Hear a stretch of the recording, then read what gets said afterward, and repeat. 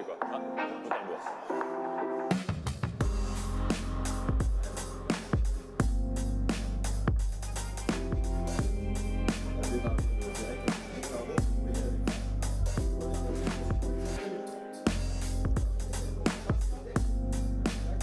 Oui.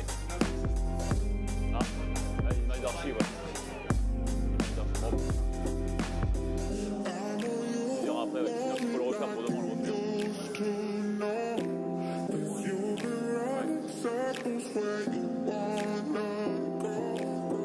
Alors oui, regarde bien s'il faut venir pour un autre plus.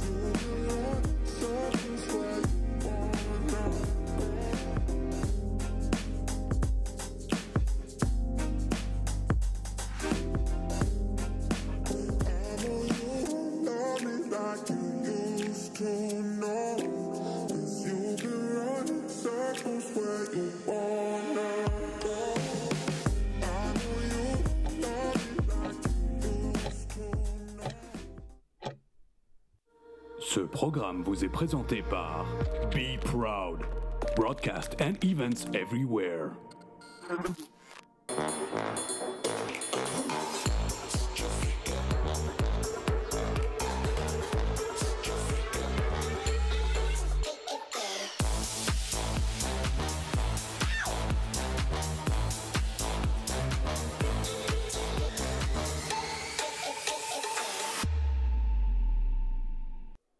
Salut à tous et bienvenue pour cette première de Midi aux IS. Pourquoi Midi aux IS? Eh bien parce qu'il est midi et qu'on est aux IS. Voilà, on a réfléchi, une équipe marketing de 83 personnes quand même pour en arriver jusque là.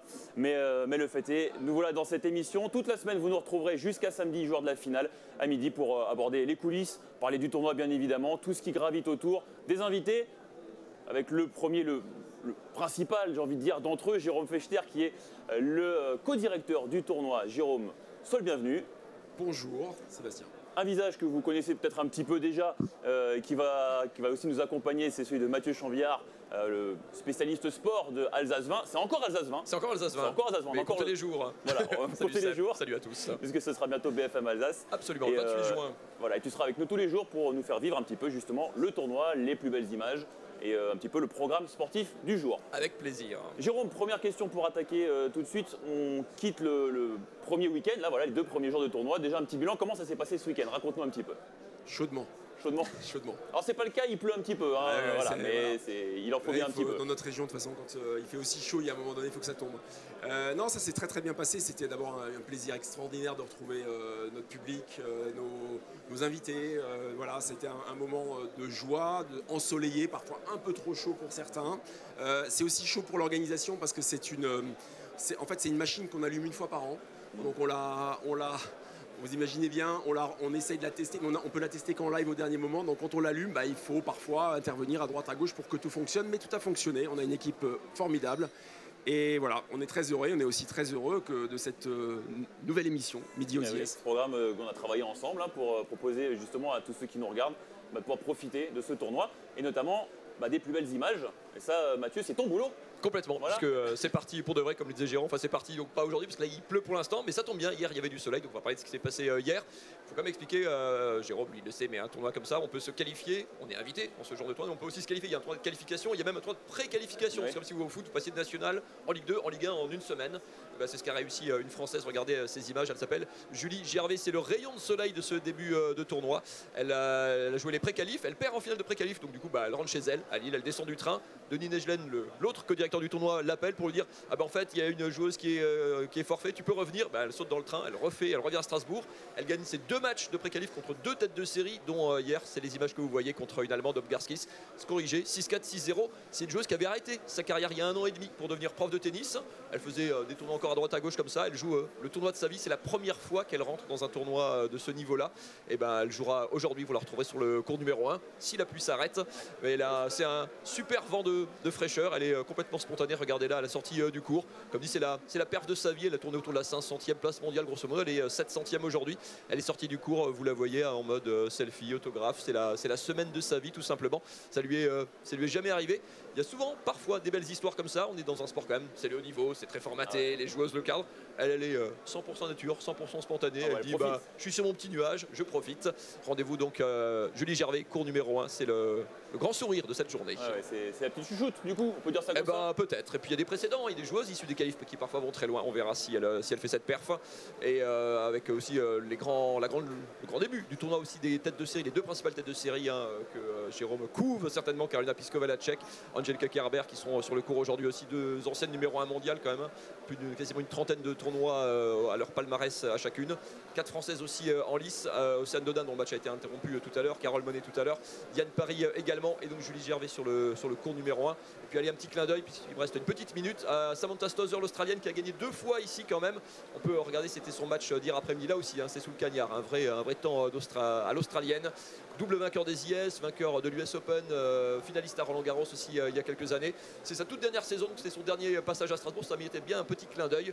Et elle est tombée contre une Française, Harmony Tan. Et puis ça tombe bien parce que ça fera une Française au 2e tour déjà. Et puis ce sera votre invité Seb tout à l'heure. Mais oui, on recevra Harmony Tan dans cette émission. Normalement, si tout se passe bien, sur les coups de 12h30. De toute façon, vu le temps qu'il fait, je pense qu'elle n'a rien de mieux à faire pour l'instant que de venir dans cette émission. Donc on l'accueillera avec grand plaisir. Harmony Tan qu'on avait déjà reçu l'année dernière et qui est une joueuse en plus super sympa. Mais merci le petit clin d'œil pour Samantha Stosur. C'est vrai que c'est une très très grande championne qui a souvent honoré d'ailleurs le tournoi des IS. C'est une petite page qui se tourne quand même, Jérôme? Oui, mais c'est une belle page parce qu'en fait, pour la petite histoire, Samantha, elle a arrêté sa carrière en simple il y a 1 an. Et donc, elle avait décidé de ne jouer que des tournois en double. Des tournois où elle avait eu une émotion particulière, elle aimait bien l'endroit et elle est venue, elle s'est inscrite sans rien nous dire. C'est quand même une ancienne vainqueur de Roland Garros, c'est une joueuse qui a été, je crois, numéro 2 mondial. Elle s'inscrit sans rien nous dire et puis au moment des wildcards, on se dit mais elle est là. Et donc Denis me dit mais et si on l'invitait, qu'est-ce que t'en penses? Et je dis mais attends, c'est génial, faisons-le. Elle a accepté, je pense qu'elle a peut-être joué son dernier match de sa carrière en simple aux IS. On peut dire aussi, c'est quand même les joueuses arrêtent de plus en plus tôt. Je pense à ça du même pays, comment on dit du même pays. Je ne sais même l'autre australienne, Ashley Barty, qu'on avait découvert ici à Strasbourg, qui est devenue numéro 1 mondial derrière et qui arrête sa carrière à même pas 25 ans. Compatriote. Compatriote, merci, 3 points pour Sébastien. C'est vrai que c'est un modèle de longévité aussi quand même, Samantha Stosur. Oui, et puis c'est rare.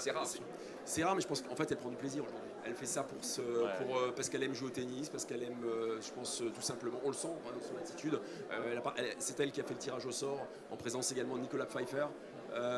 Qui est notre Alsacien aussi, vainqueur de Grand Chelem en tennis en fauteuil. Et c'est une fille vraiment accessible, sympa, ouverte aux autres. Voilà, une belle personne. Moi, c'est ce qui m'avait marqué. C'est ce qui m'avait marqué effectivement quand on avait la chance de la voir sur les terrains d'entraînement. Vraiment une grande simplicité pour cette grande championne qui a gagné quand même les plus beaux tournois du monde.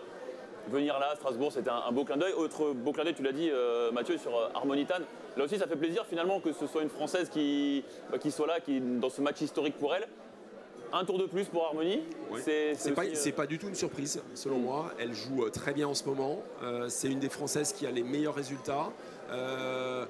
Ça peut être une vraie surprise, Harmony Tan, sur ce tournoi. On se donnera rendez-vous un peu plus tard. Il y a des têtes de série très fortes, mais je note.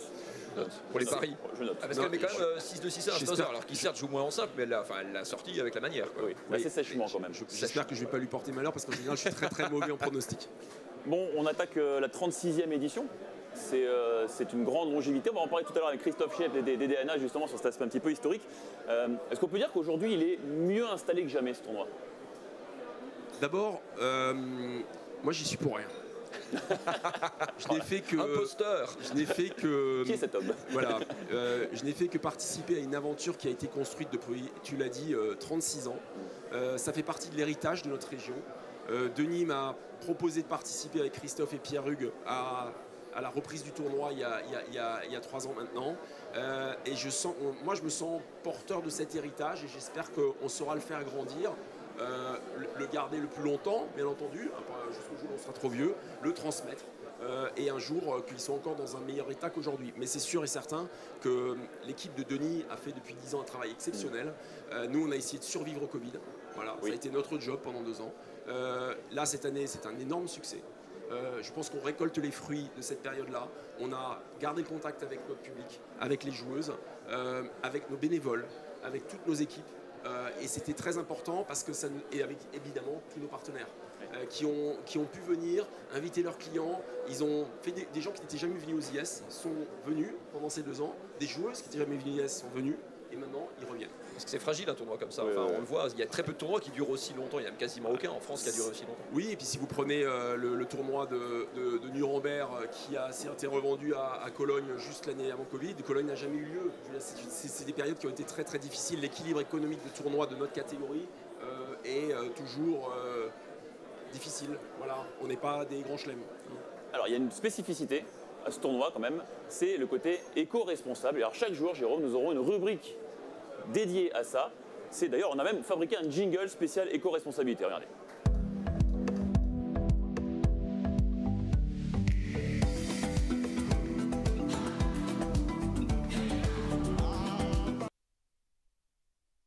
Des reportages qui sont en lien, mais aujourd'hui, comme tu étais avec nous, on s'est dit on va faire cette chronique entre guillemets ensemble pour aborder cet aspect-là.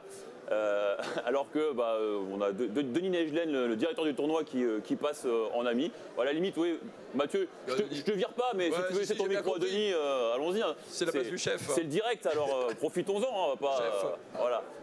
Merci beaucoup Mathieu pour ta contribution. Ça tombe très bien parce que sur le sujet éco-responsabilité, s'il y a bien une personne qui peut répondre, c'est lui. Voilà, bonne surprise. Denis Nejlen, le directeur du tournoi, qui nous rejoint un petit peu à l'improviste là dans ce salon VIP. On allait aborder la question de l'éco-responsabilité, justement, Denis, et je sais que tu y es très attaché. Tournoi zéro carbone, en tout cas on essaye. Qu'est-ce que concrètement ça veut dire à l'échelle d'un tournoi comme celui-ci? Ça veut dire qu'on veut porter un message fort, et ce message on le porte depuis 10 ans.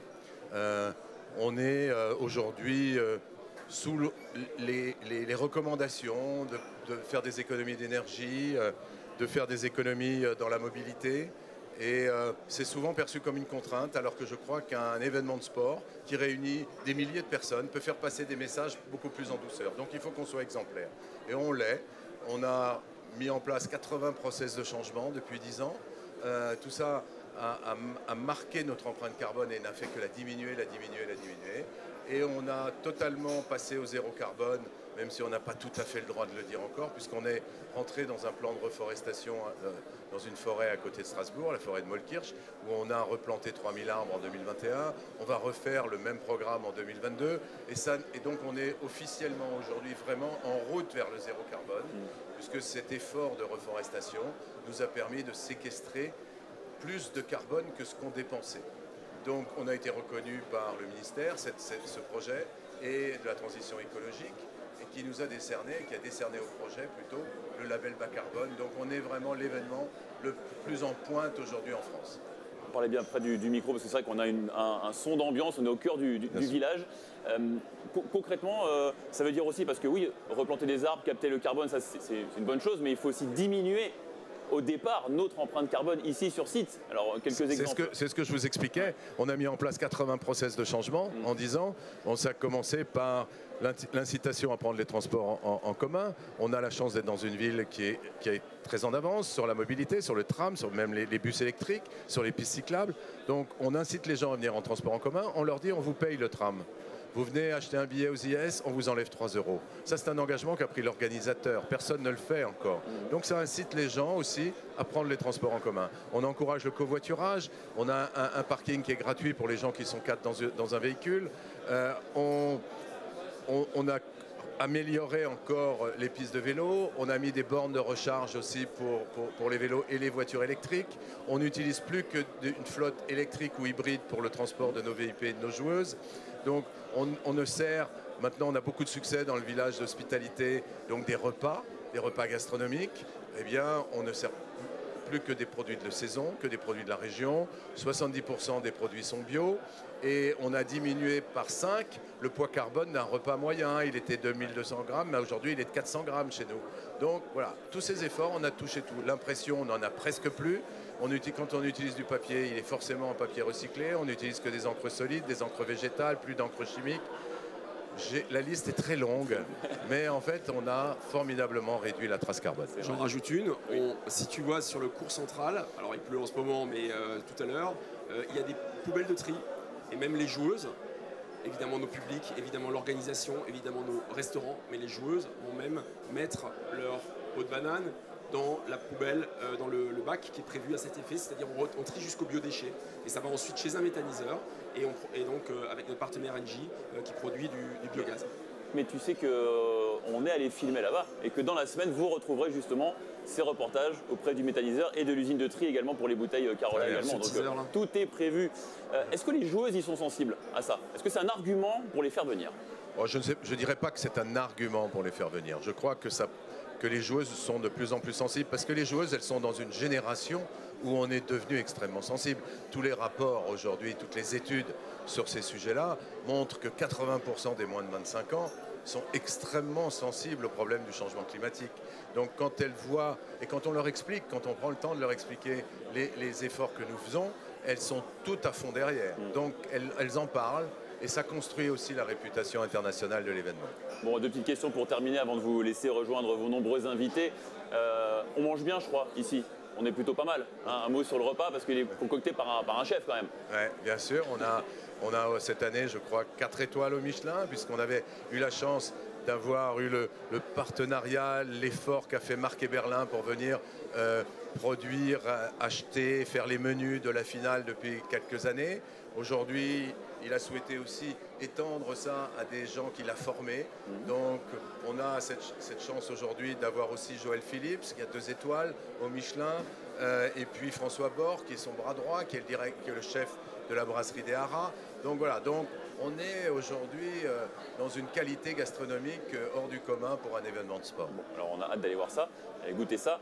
Et dernière chose, votre endroit préféré là, quand vous circulez sur le tournoi, l'endroit où vous vous sentez le mieux, le plus à l'aise tous les deux, ce serait quoi? Le cours central. Le cours central. Ouais. Parce que l'émotion, elle est là. Évidemment, les autres endroits, c'est des endroits de convivialité et on offre un maximum de choses à nos publics. Mais le cours central, c'est quand même un magnifique endroit avec cette vue sur le Parlement européen. C'est un très beau site. C'est avant tout un tournoi de tennis. Et moi, c'est le bar à champagne. Bah alors, Denis, on te laisse rejoindre le bar à champagne. Jérôme, dès que la pluie se sera arrêtée, tu pourras aller sur le cours central. Merci beaucoup d'être venus tous les deux nous voir. Merci pour la surprise, Merci Denis. à vous. Et puis, nous, on continue. Alors, vous savez que toute la semaine, on va vous faire gagner également des petits cadeaux dans les allées. Donc, venez retrouver Marine sur place parce que vous allez voir, tous les jours, il y aura des petits défis à relever et vous gagnez des cadeaux. Regardez. Salut tout le monde, alors aujourd'hui on est avec Frédéric et Garance. Le défi du jour c'est quoi? C'est de faire le plus de jongles possible avec une balle et son pied. Voilà, donc chacun une balle. Let's go.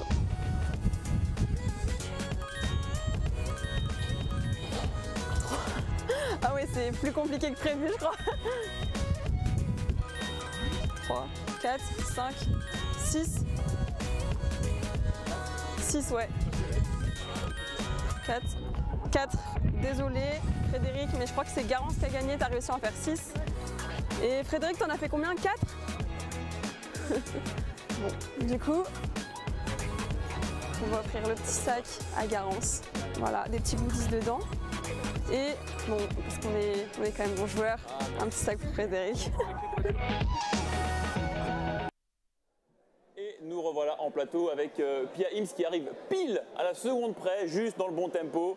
La présidente de l'Eurométropole. Merci d'être avec nous aujourd'hui. Alors je vous demanderai de parler assez près du micro parce que c'est vrai qu'on a une ambiance, là on est dans le village, ça fait un petit peu de bruit, mais bon c'est pas grave, c'est aussi plutôt sympa. Vous-même, première question comme ça de but en blanc, le sport, vous avez pratiqué, vous en faites, vous êtes une passionnée de sport? Oui, vraiment, le sport pour moi est aussi d'abord un élément de santé et de bien-être. Il est absolument nécessaire. Il apporte le dynamisme nécessaire pour tous les jours. En ce qui me concerne, c'est plutôt le vélo. Oui. Voilà, c'est le vélo, c'est beaucoup de marches en forêt. J'ai il y a longtemps, pratiqué le tennis avec ardeur à tel point que je me suis cassé le poignet. C'est vrai oui. Donc, en jouant. j'ai joué au tennis il y a longtemps. Et puis maintenant, je suis plutôt vélo-vélo. Oui. Mais vous êtes cassé le poignet en jouant au tennis? Absolument. Comment c'est possible? Le sol était glissant. C'était sur... voilà. C'était dans une cité universitaire sur un lino glissant.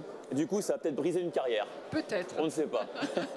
Bon, du coup, bah voilà, en étant ancienne, voilà, vous avez joué au tennis dans votre jeunesse, venir sur un tournoi comme ça, forcément, c'est que du plaisir, j'imagine, pour vous. Ça me plaît. J'ai aussi construit un terrain de tennis sur ma commune de Holzheim. Je suis également maire de Holzheim, 3700 habitants, et un clubhouse pour notre club de tennis à Holzheim. Donc, voilà, je connais bien. Cette petite fibre tennistique, quand même, pour vous. Alors, le tennis, important, le sport d'une manière générale, c'est important, vous l'avez dit aussi, sport santé, on a beaucoup parlé sur Strasbourg évidemment. Aujourd'hui, comment vous poussez finalement un petit peu cette politique sportive?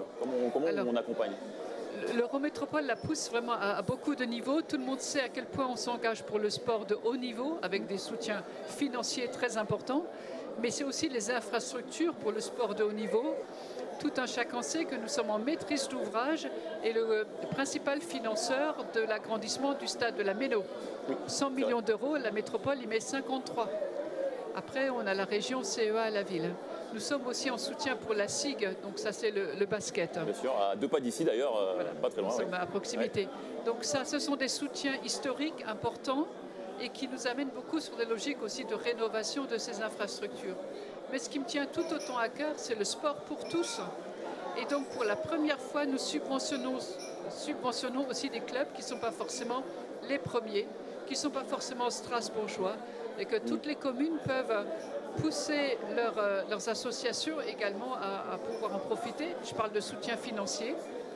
Sachez aussi qu'on a les programmes Vita Boucle. 24 communes sur 33 ont des parcours de santé mis en place par la métropole. Nous subventionnons même l'achat d'agrès qui peuvent agrémenter ces Vita Boucle. Nous sommes très impliqués sur sport sur ordonnance, vous l'avez dit également. Nous soutenons le savoir nager ou savoir se sauver dans l'eau, y compris pour les jeunes. Important. On a pas mal de gravières, de plans d'eau, de ruisseaux, et tous les ans, malheureusement, il y a des accidents qui peuvent arriver. Ouais. Ce vendredi même, en délibération de conseil de la métropole, nous avons renouvelé le soutien au savoir nager dans des plans d'eau. Et la grande nouveauté de cette année, c'est Caravane Nage.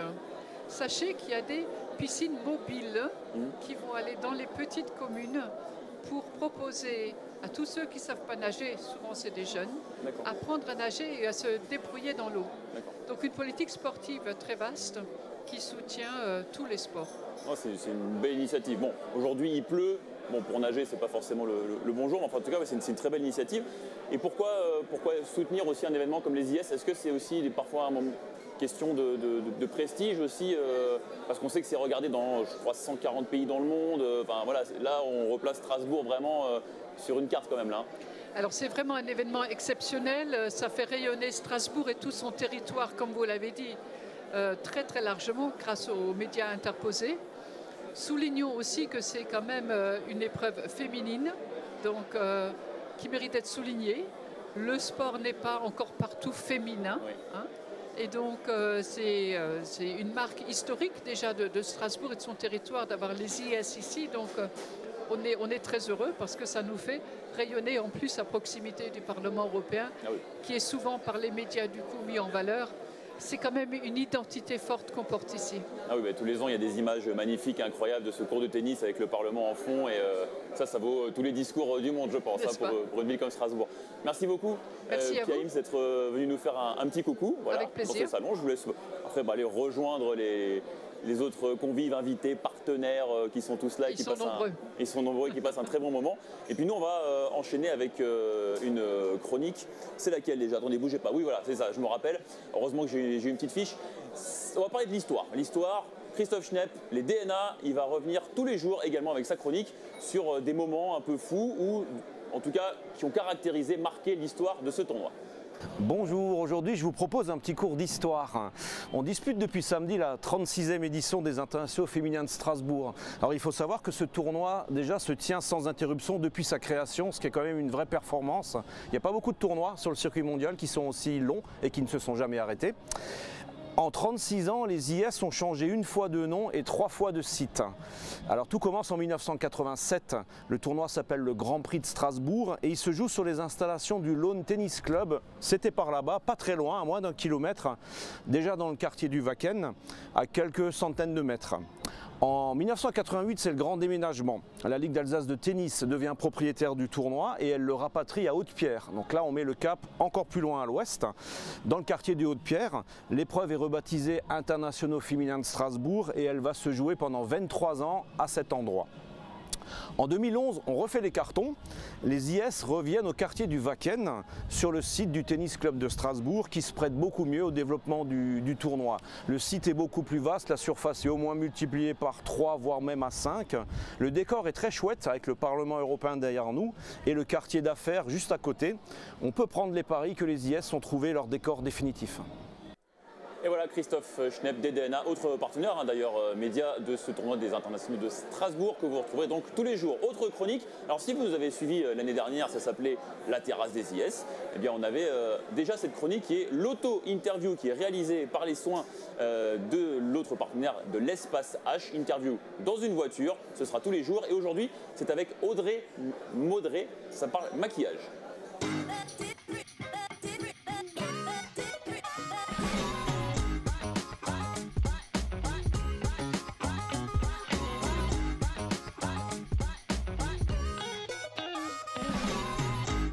Hello, tu t'appelles comment et tu fais quoi dans la vie? Alors, je m'appelle Audrey Torweil.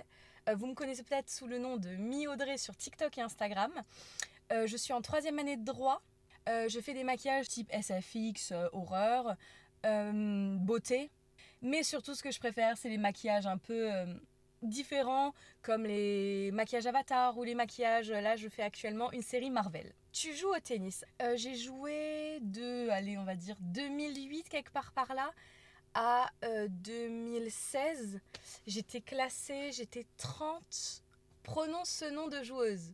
Marta Kostiuk. Marta Kostiuk. Kostiuk.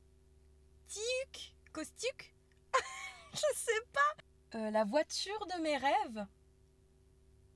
Une Aventador. Bon après, c'est cher.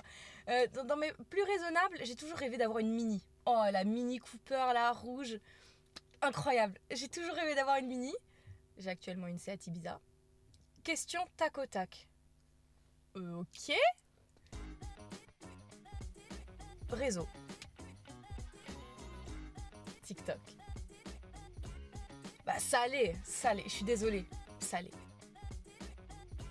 Vaut mieux pas que je chante, ni que je danse.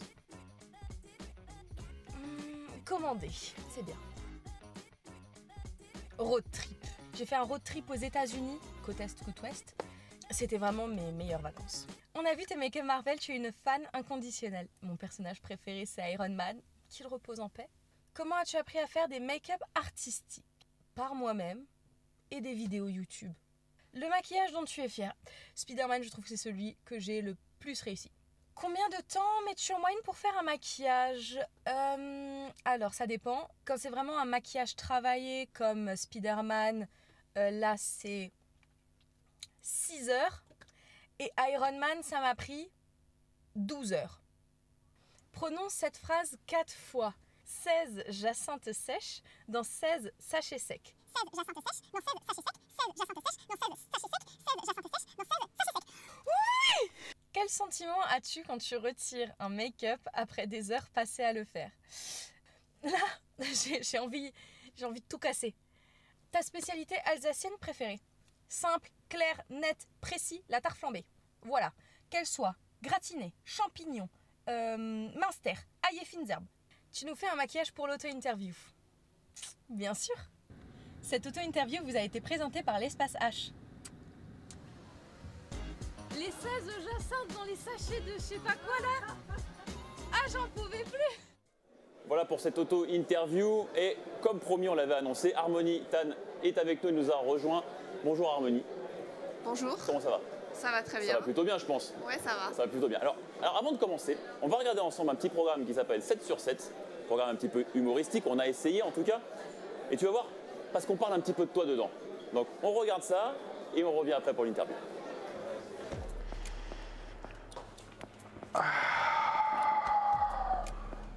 Changement de look. Ouais, j'avoue.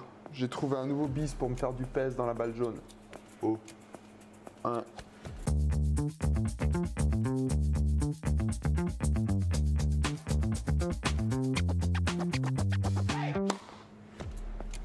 Bah, tu te souviens l'année dernière, mon interview décalée avec Harmonitan? Oui, bien sûr, et alors? Et ben après ça, elle a fait la meilleure saison de sa vie. Et Pierre Hugerbert, tu t'en souviens? Bien sûr, sympa. Ah bah il peut l'être, sympa. Grâce à moi, après mon interview décalée, il a gagné Roland Garros en double. Mollo, quand même. Et attends, il y a mieux. Quoi? Tu te souviens de Krejcikova. Ouais. Oui. L'année dernière, dans une de nos vidéos, j'ai écorché son nom. Pas qu'un peu. Hein? Et ensuite, elle a gagné les IS, elle a gagné Roland en simple, elle a gagné Roland en double, elle a gagné les JO en double, elle a gagné l'Open d'Australie en double. Putain, mais c'est vrai ce que tu dis. Oh. Mais quel rapport avec... Le rapport? Oui. Le rapport, c'est que moi, aujourd'hui, monsieur, je suis faiseur de roi. Aujourd'hui, moi, j'ai tout le plateau ATP WTA qui m'appelle pour me graisser la patte, pour que j'écorche leur nom. Ah, attends, excuse-moi. Ouais, hello? Ouais. C'est 2000 balles. Ouais. Merci. C'était Caroline Gracias. Non, mais je compte pas me limiter au tennis. Hein. Moi, j'ai toujours su que ma dyslexie allait me rapporter gros. Hein. Ah ouais? Bah, en tout cas, tu essaieras de pas oublier les potes, quoi. Celui qui t'a amené un petit peu tout en haut, quoi. Mais non, mon poteau. Toi et moi, on est frérots. D'ailleurs, je vais te confier la branche tennistique du business. Comment ça? Quoi, tennistique? T'es sérieux? Ouais. Ouais, j'ai plus le temps de m'en occuper. Là, je commence à avoir des gros deals avec Esteban Ocon, Thibaut Pinot. Un gros deal avec le PSG. Ah ouais? Ah, ils veulent gagner la Champions League. Ah! Ah bah tiens, c'est cadeau, c'est Sloane Stephens. Allez, c'est pour toi. Hey, Sloane! Ça va? Ok. 500 balles. C'est facile ton truc?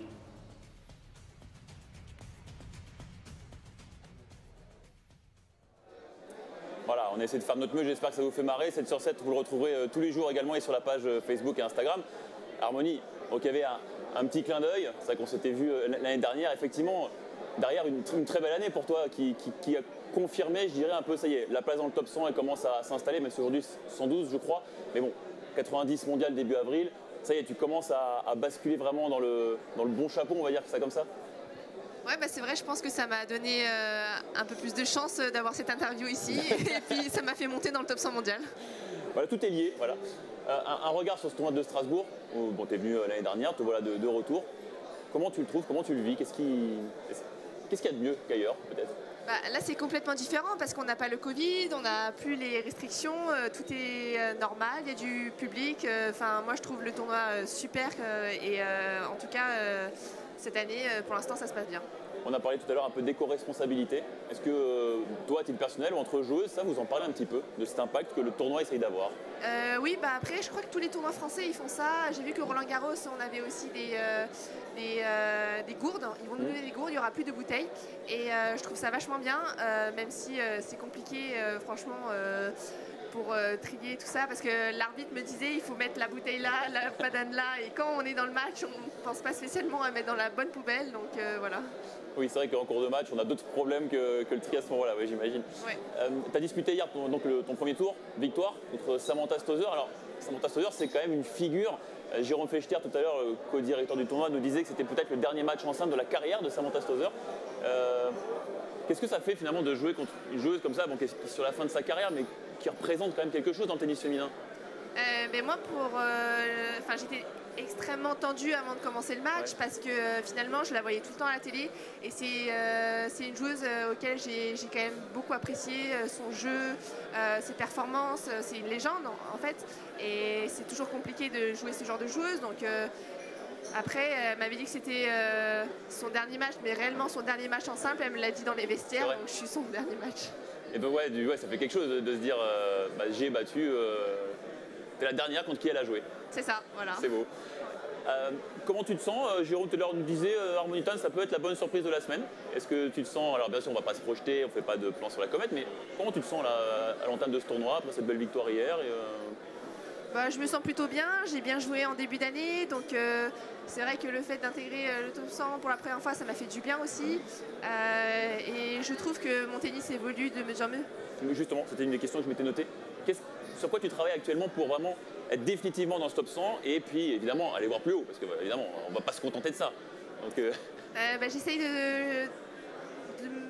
d'être meilleur en fait sur un jeu plus offensif, prendre la balle un peu plus tôt, prendre peut-être un peu plus le filet parce que je volais pas mal, et tout en gardant un jeu assez atypique comme je sais le faire, et varier les effets en fait dans le jeu.